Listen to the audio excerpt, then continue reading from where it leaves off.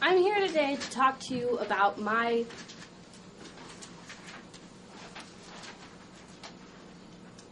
about what I consider to be the most important subject ever. Wow.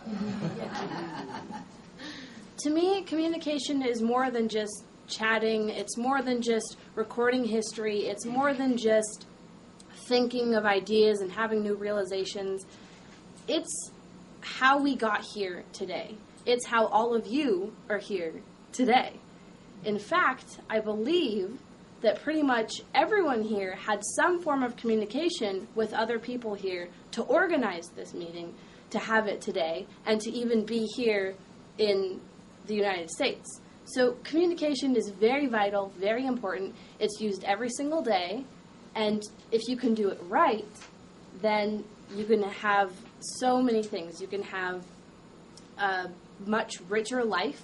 You can discover new things. You can meet new people. It's really incredible. So it's my pleasure to introduce you to my ideas on communication. Something very basic from LRH, who is one of my favorite philosophers, I've studied quite a few, is called the ARC triangle.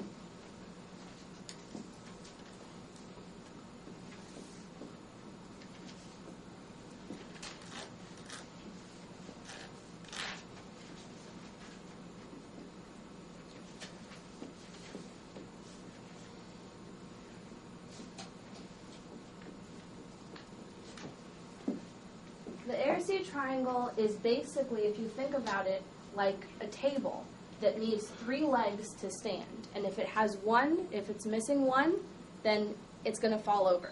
So these are the 3 important points that I'd like to share with you. The first is affinity. And what that simply means is wanting to be close to something or someone, wanting to have a relationship with them, wanting to be near them, having an understanding with them. And you have that with people such as your parents, your friends, or even just people that you just met, like all of you guys. We're all here in the same room. We're sharing this close space, which if you didn't like someone here, you might want to leave. Reality is having an understanding. It's having some agreed upon ideas. Like, for instance, this is a room that we're in, and it's not a museum or, somewhere in space. We're here on planet Earth in a room. That's having reality. And then communication. Communication is the most important part because all of this combined is for a relationship. If you want to have a relationship with someone, you have to have these 3 points. Now, the reason why communication is so important is because it's the foundation. Once you have established a line of communication, once you have said something to someone else, there is now that point where they can either agree to receive that communication and then give you your own or walk away. And so that's the point where they can decide. That's the point where once they have received your comm and then you have given your own communication, then you've established a relationship. It may not be, you're not going to go to the movies the next day, but there's a relationship there. There's a connection. There's a line in which you now know each other more than you did before. You now have an understanding. You could say hello, and then they say hello, and now both know that you speak English. Or you could say hello, and they could say something in another language. You're like, well, okay, they don't speak English. So this is a very, very important triangle to keep in mind when you're having a relationship with somebody. Now, who here has a family? And how about friends? All right. So considering you have a lot of people that you want to have good communication with, that you want to have a good relationship with, you want to have affinity and reality with, then then you start to wonder, how can I make this better? What is it that I can do to improve this? And like the triangle that I had, communication is the start point. You have more communication, then you can understand more, And then you can want to be next to them. You can want to be close, and you can like them better.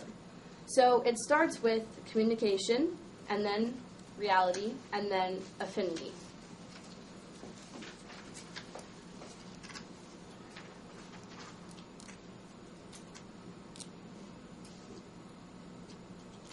One of my friends gave me an incredible definition of the word friend, which is what we all want to accomplish, and we do that with communication, reality, and affinity.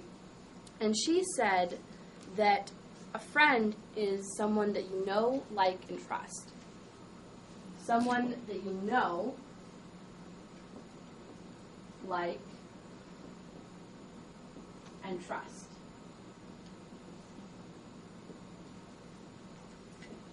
If you know them, then you have to have communication, you have to have reality with them, you have to have understandings. If you like them, then you have to have affinity with them.